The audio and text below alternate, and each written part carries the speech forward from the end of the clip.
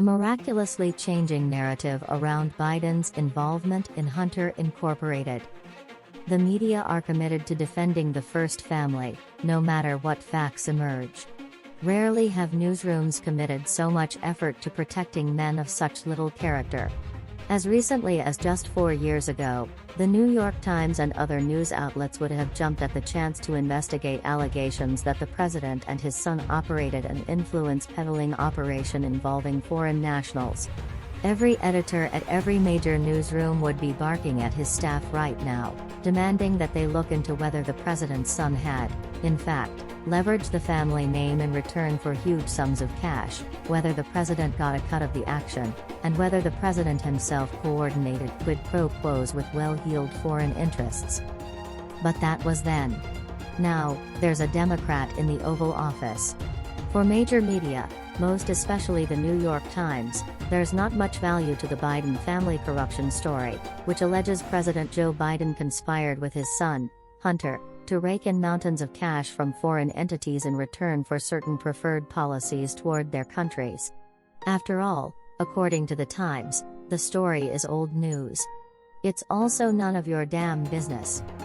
Last week, after yet another fact emerged suggesting that Joe Biden had indeed been involved to some degree with his son's overseas business dealings, contrary to what he himself stated unequivocally during the 2020 presidential election, the New York Times ran to the president's aid with the classic old news defense. It has long been known that the elder Mr. Biden at times interacted with his son's business partners, the paper of record declared on Monday. Is that so? This thing Joe Biden vigorously denied in the 2020 election has long been known? Recall that Biden declared in the 2020 election, "I have never discussed, with my son or my brother or with anyone else, anything having to do with their businesses. Period. And what I will do is the same thing we did in our administration," he added. "There will be an absolute wall between personal and private, business interests, and the government. There wasn't any hint of scandal at all when we were there. And I'm going to propose the same kind of strict rules. That's why I never talked with my son or my brother or anyone else, even distant family, about their business interests. Period."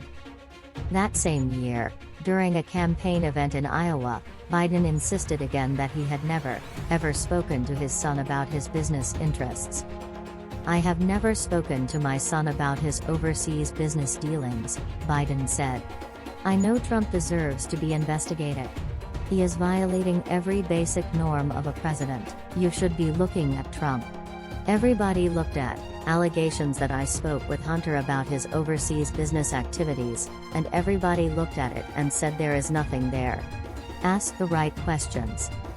Later, after it became increasingly likely that Joe Biden had, in fact, interacted with his son's business partners, the White House amended, ever so slightly, the president's earlier assurances. The answer remains the same, White House Press Secretary Karine Jean-Pierre said in July. "The president was never in business with his son. I just don't have anything else to add." This is a cute revision. Biden's initial claim was, "I have never discussed, with my son or my brother or with anyone else, anything having to do with their businesses. Period." Then, the line became, "The president was never in business with his son."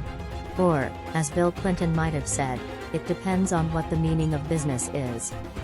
Now, courtesy of the New York Times, the new talking point is, "Been there, knew that." Of course.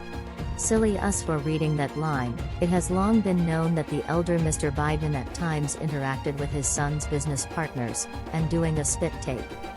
The New York Times charitable act of goalpost shifting this week comes on top of all the other efforts by the news and entertainment industries to dismiss the obviously troubling Biden corruption allegations.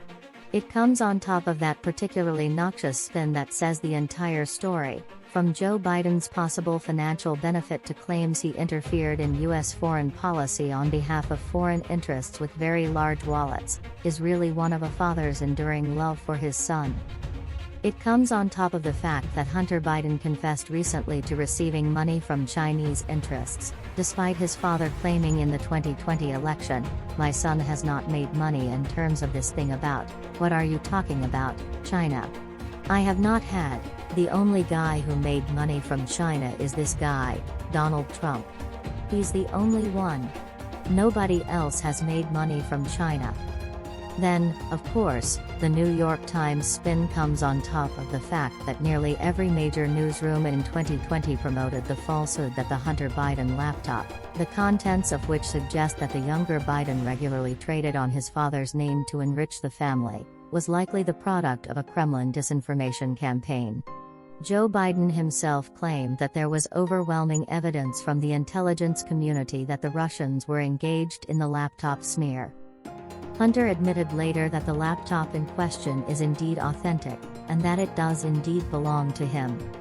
So, for those of you keeping score at home, news media narratives regarding the Biden family's alleged corruption have progressed thus. The laptop is fake. Okay, the laptop is real. Joe Biden has never talked with Hunter about business. Joe Biden wasn't involved in Hunter's business.